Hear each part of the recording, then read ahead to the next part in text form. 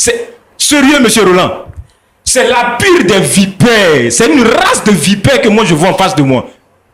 Je ne peux pas comprendre que ma femme peut entretenir des relations jusqu'à là avoir 2 enfants avec mon best man. Et si on te disait que les 2 enfants que tu as élevés avec amour ne sont pas de toi, tu dirais quoi? Voici l'histoire de Wilfred. Marié depuis 6 ans, sa vie bascule après une découverte choquante. Les 2 enfants qu'il a élevés avec amour ne sont pas de lui, plutôt de son meilleur ami, le best man. Une révélation qui expose une trahison profonde entre confiance, amour et mensonge. Face à cette situation, les versions s'opposent et la vérité devient très difficile à établir. Entre choc émotionnel et quête de réponse, cette histoire pose une question clé. Peut-on se révéler d'une telle trahison? La vérité cachée enfin dévoilée. À mon problème. D'accord. Et quelle est la personne que vous souhaitez rencontrer sur le plateau? Mon épouse. Mon épouse, Djekanou Claudia. Djekanou Claudia. D'accord. Alors, est-ce que vous nous promettez sur ce plateau de nous dire la vérité, rien que la vérité et toute la vérité? Oui, monsieur Roland. Oh non! Vous êtes sûr, hein? Oui, je suis sûr. D'accord. Alors, ce qu'on va faire chez nous ici dans notre émission, il y a une rubrique qu'on appelle le grand déballage, où je vais vous donner la possibilité de vous exprimer en toute liberté. Et comme vous avez promis dire la vérité, on va vous permettre de dire cette vérité. Nous allons maintenant y aller dans la rubrique le grand déballage pour écouter notre frère Wilfred Djekanou.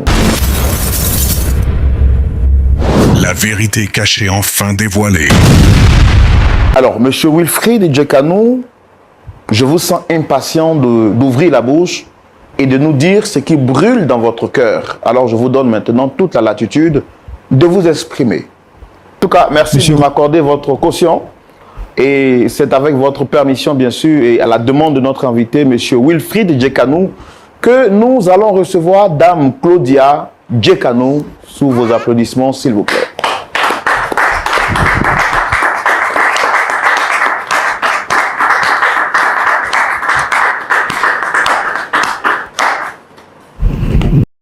Claudia! Shalom, madame. Merci de vous installer. Shalom, monsieur Wilfred. Vous allez bien, madame? Le micro, s'il vous plaît. Oui, je vais bien, monsieur. Je vais bien.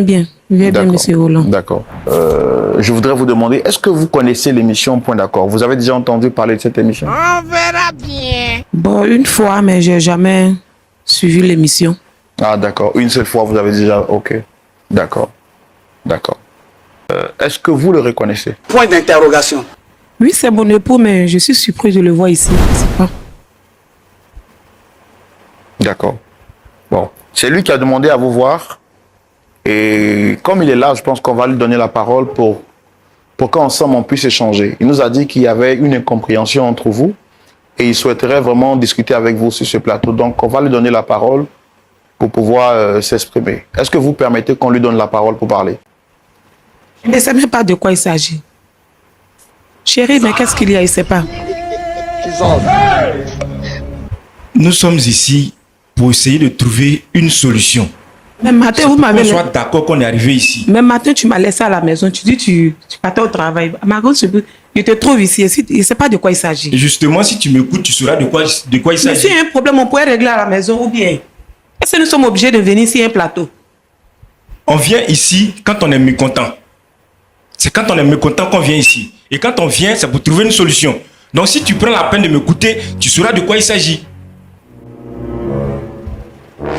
Je pense que nous sommes de grandes personnes. Notre problème, notre intimité là ne doit pas être... On ne peut pas parler de notre vie comme ça. Pas parler de notre vie. Si il y a un problème, si je t'ai fait quelque chose, ou même si tu m'as fait quelque chose, là, comme d'habitude, je te réveille, puis je t'en parle, tu peux me parler, on va régler ça à la maison. Mais pas sur le plateau ici. Pas sur le plateau, je suis surpris. Je ne sais pas qu'est-ce qu'il faut dire. Il s'agit de quoi? Pourquoi tu m'envoies ici? Pourquoi tu m'as convoqué? S'il y a un problème là, on peut bien le résoudre. Pourquoi tu m'as convoqué ici? C'est bon, tu peux m'écouter maintenant? Est-ce que tu peux m'écouter? Je ne sais pas de quoi tu veux parler, mais vas-y, je t'écoute, mais je ne sais pas de quoi. Il s'agit de quoi? Parce que si je dois au moins t'écouter là, c'est que je sais de quoi tu veux parler. Ok, je t'écoute. Quel est le problème? Je veux que tu me dises la vérité, Claudia. Quelle vérité? Depuis que nous sommes ensemble là, je t'ai une fois fait du tort. Mais tu parles de quoi? Tu veux dire quoi? On va arrêter tous ces enfantillages, d'accord? Est-ce que depuis que nous sommes ensemble là, je t'ai une fois fait du mal? Je ne sais pas de quoi tu parles. Moi, je pense que s'il y a un problème là, on doit le résoudre à la maison. Donc, s'il y a un problème là, je pense qu'allons à la maison pour parler. Moi, je ne vais pas rester ici pour écouter toutes ces bêtises là. S'il y a un problème là, tu m'as laissé ce matin à la maison. Tu peux m'envoyer ici sur un plateau pour me parler de je ne sais que quoi. S'il y a un souci là, que tu m'en parles. C'est pas ici on va parler de ça. Moi, je pense que rentrons, nous allons parler de ça. Excusez-moi, monsieur Roland, mais je pense que nous sommes censés régler nos problèmes à la maison. Claudia, pas devant les gens ici. tu vas Moi, m'écouter. je ne peux pas Si rester tu ici. mets tes pieds Je ne peux pas rester dehors. pour parler de quoi que ce soit. Si Avec tu toi. mets tes pieds dehors, considère que toi et moi c'est fini. On n'aura plus rien à se dire. Si tu sors d'ici, on n'aura plus rien à se dire. Et tu vas t'asseoir, tu vas m'écouter. Claudia, s'il vous plaît, je sais que vous n'êtes pas contente et je ne suis pas content de vous voir aussi dans cet état-là. Vraiment désolé pour ça. Mais s'il vous plaît, asseyez-vous. S'il vous plaît. Asseyez-vous, s'il vous plaît.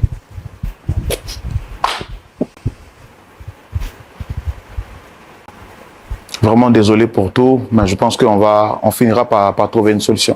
Donc, je suis vraiment désolé pour ça. Mais bon, c'est votre mari qui a insisté pour vous rencontrer ici. Et je pense qu'il y a sûrement, forcément, sûrement quelque chose à dire. Monsieur Djekano, maintenant que Dame Claudia est calme, qu'est-ce que vous voulez lui dire? Monsieur Roland, comme je disais tantôt, je suis Wilfried Djekano, fils unique d'une famille, une famille vraiment aisée. Mes parents étaient très stricts sur l'éducation et les études.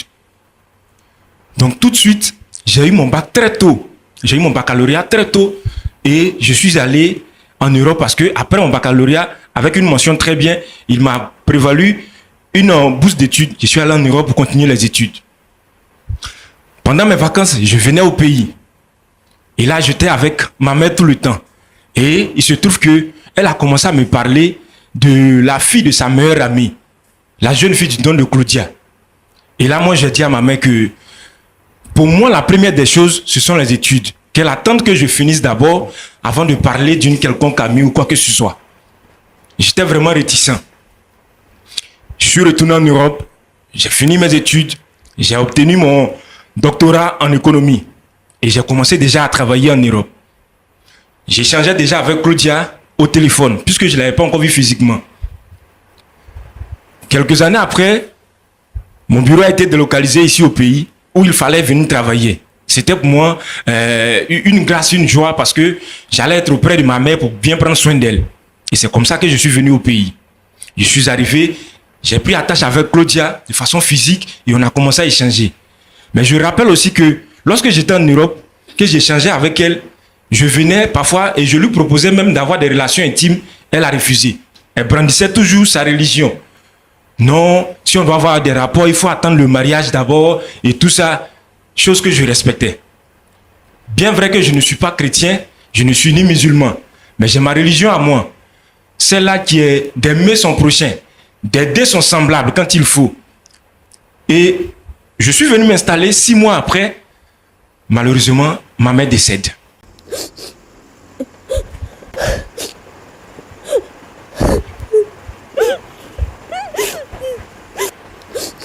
Toutes mes condoléances. C'est toujours difficile de se rappeler de la perte d'un être cher.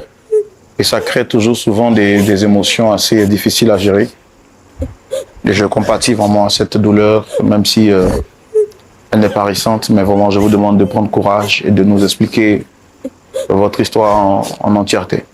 Nous sommes mariés. 2 ans après, nous avons eu un fils. Et tout allait très bien. Parce que pour moi, c'était la femme idéale. Pour moi, c'était la femme parfaite.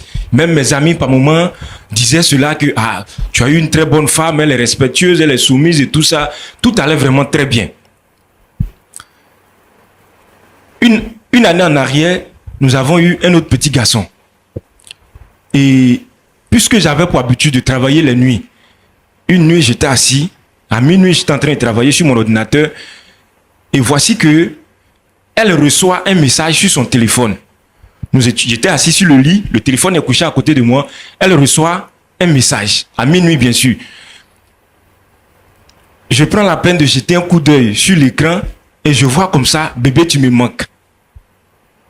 Je dis, mais écoute, qui peut envoyer un tel message à ma femme à une telle heure? Donc, par curiosité, je prends le téléphone. J'avais pas l'habitude de fouiller son téléphone. Parce que pour moi, elle était bien, je lui faisais entièrement confiance. Je prends le téléphone et je vois, c'est le nom de son petit frère que je connais très bien. J'ai dit, mais comment son petit frère peut lui envoyer un tel message à cette heure? Je prends le numéro. Je compose le numéro, je veux lancer. Et à ma grande surprise, c'est le nom de mon best man qui sort sur moi, mon écran. Attendez, le nom, le message que vous avez vu portait le nom de qui? Le message que j'ai vu sur son téléphone portait le nom de son petit frère que je connais très bien.